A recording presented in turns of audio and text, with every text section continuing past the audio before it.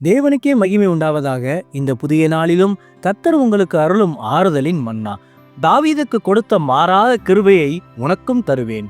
என் வாக்குறுதி உன்னை தாங்கி நித்தியமாய் நிலைநிறுத்தும். ஏசாயா 55:3. தாவீதுக்கு அருளின் நிச்சயமான கிருபைகளை உங்களுக்கு நித்திய உடன்படிக்கையாக ஏற்படுத்துவேன்.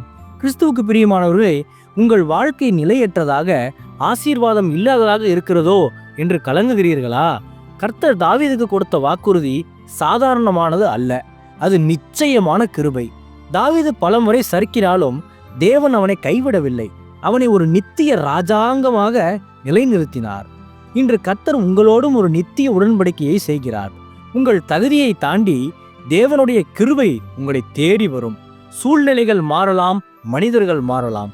உங்கள் கடந்த கால தவறுகளை நினைத்து வருந்தாமல், தேவனுடைய கிருபை என் மேல் இருக்கிறது என்று விசுவாசத்தோடு அறிக்கை செய்து கொண்டே இருங்கள். மனம் திரும்பி வந்த கெட்ட குமாரனை தகப்பன் திரும்ப ஏற்றுக்கொண்டது போல இந்த நிச்சயமான கிருபை உங்களை அரவணைத்துக் கொள்ளும். இது உங்கள் சந்ததியையும் ஆசீர்வதிக்கும்.